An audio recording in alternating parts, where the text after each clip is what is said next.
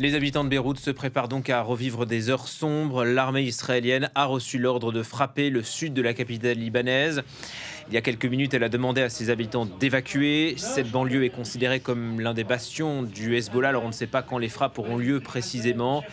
Mais les Libanais gardent en mémoire la monstrueuse journée du 8 avril. C'était il y a à peu près un mois, quand les bombardements israéliens sur Beyrouth avaient fait 350 morts. Serge Berbery, vous êtes en direct de Beyrouth pour France 24. Bonjour à vous. L'armée israélienne appelle donc à l'évacuation de la banlieue sud. Comment est-ce qu'on réagit ? Tout à fait, Julien. Et selon plusieurs médias israéliens, cette décision aurait été prise en coordination avec Washington. Plus de 50 positions liées au Hezbollah seraient dans le viseur de l'armée israélienne.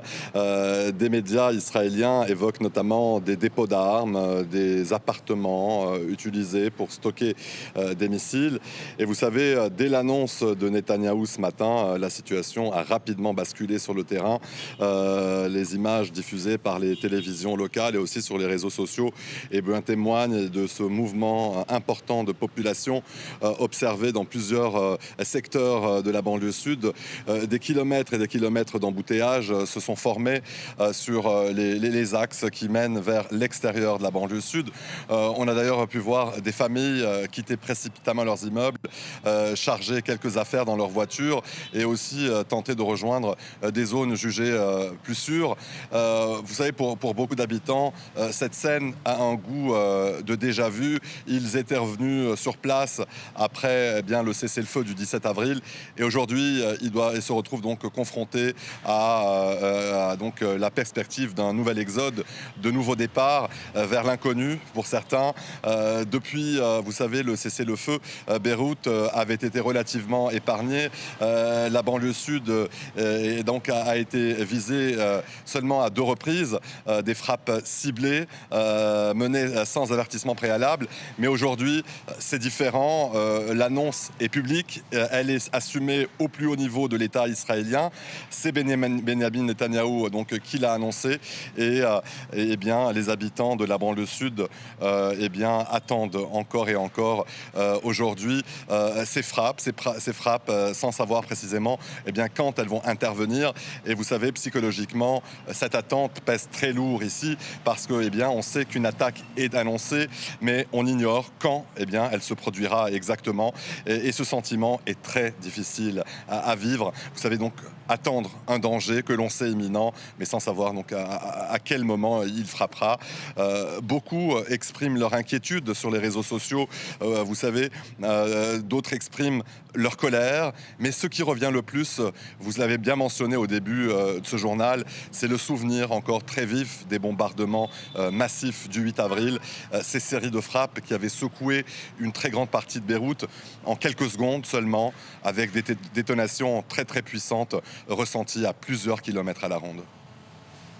Oui, les Israéliens, Serge, vous le disiez, ils élargissent également leurs opérations dans le sud du Liban, alors qu'on est à la veille d'un nouveau round de négociations entre Israéliens et Libanais. Qu'est-ce qu'on peut en attendre ?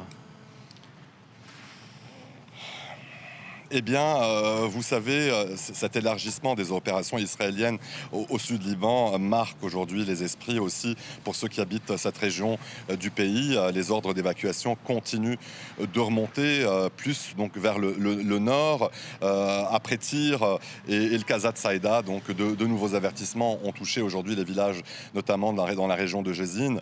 Et vous savez, ces avertissements, il faut le dire, ils ont une nouvelle fois de plus, ils ont été suivis de frappes. La région de Nabatieh aussi reste un foyer de bombardement israélien, mais les raids touchent aussi d'autres régions qui s'étendent de Tyr à Marjayoun, Benjbeil et d'autres secteurs. Mais au fond, depuis la prise de la forteresse de Beaufort, l'armée israélienne cherche clairement à étendre son contrôle entre le fleuve Litani et le fleuve Zahrani, c'est-à-dire jusqu'aux portes de Saïda.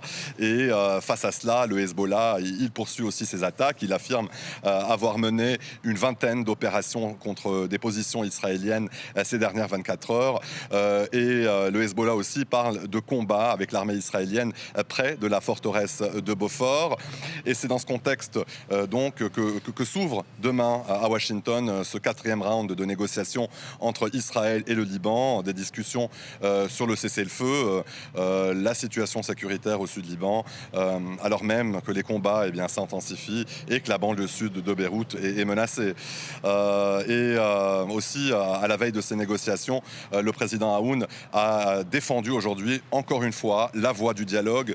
Le président Aoun dit que c'est la seule alternative à la guerre. Il affirme aussi que l'armée libanaise a renforcé son contrôle opérationnel dans le sud Liban, mais le président a aussi accusé Israël de ne pas avoir respecté le cessez-le-feu initial de novembre 2024 en maintenant ses positions dans le sud Liban. Et donc voilà pour ces informations concernant ce nouveau round de négociations qui est prévu donc demain à Washington entre Israël et le Liban. Il sera suivi de très près ici à Beyrouth, tout comme cette réunion très attendue du Conseil de sécurité de l'ONU ce soir donc à New York à la demande de la France.